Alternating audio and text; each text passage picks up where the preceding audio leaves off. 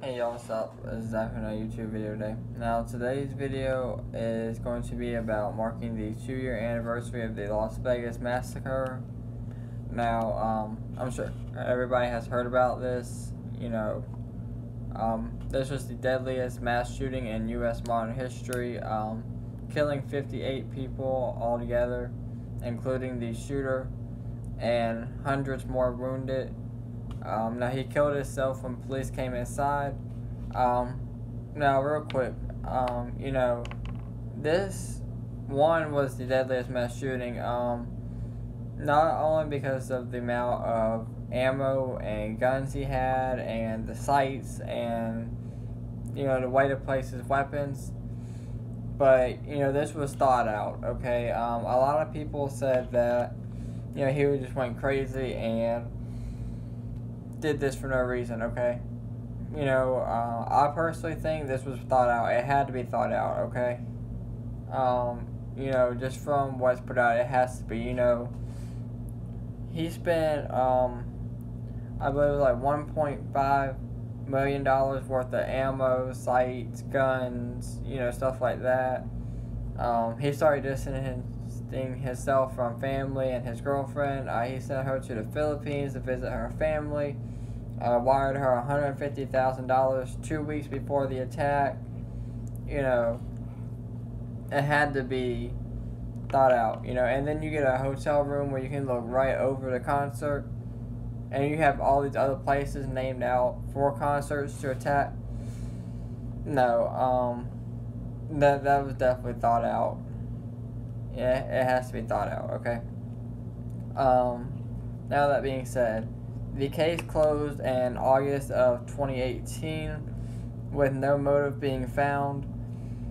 A lot of people have a lot of different opinions.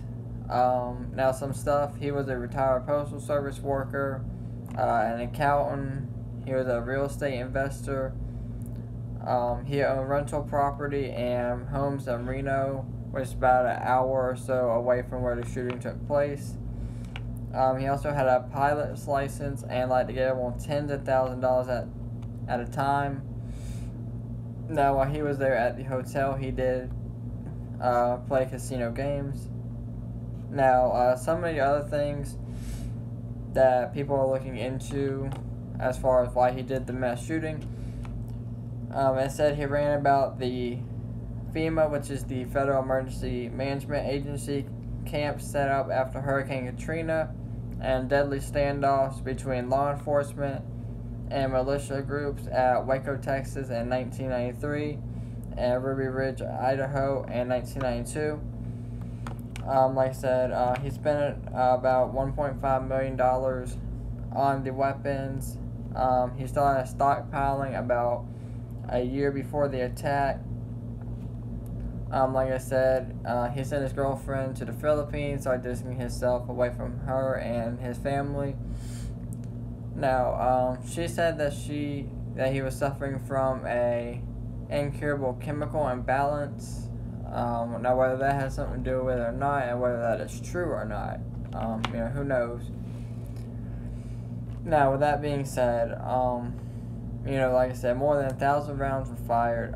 58 people were killed. Hundreds were wounded. This will be something that will always be talked about. Always be remembered. I remember watching this on the news. Okay. I remember it popping up on my phone that there was a mass shooting in Las Vegas over the night. Okay. Even that time, mass shootings weren't really that common then, as they were now. Now, you see a mass shooting, okay. Back then, 2 years ago, you had mass shootings, but not like you do now. But, I remember seeing it, and I looked at it, and then it just got worse and worse and worse.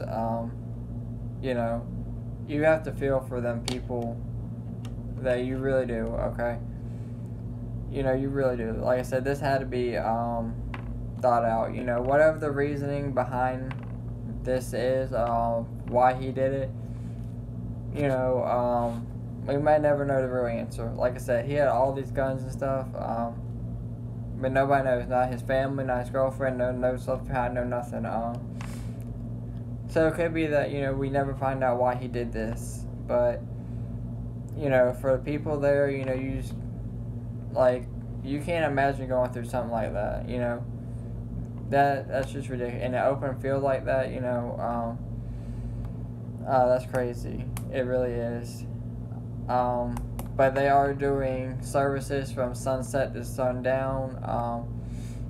They are going to do light a candle starting when the first shots were fired. They're going to start lighting candles for all the 58 people dead and read off their names. So it's good that they're having a ceremony for these people and for their families. You know, still, you know, prayers out to all these people and all their families. You know, I'm sure they're still processing this as well. You know, like I said, I just wanted to give prayers out to all their families out there affected by this. You know, all the first responders out there that responded, you know, all the firefighters, EMS, police officers, SWAT officers, you know, special force officers, all them out there. You know, thank you for saving people, you know, tracking down the suspect. Like I said, just keep all these people in your thoughts and prayers.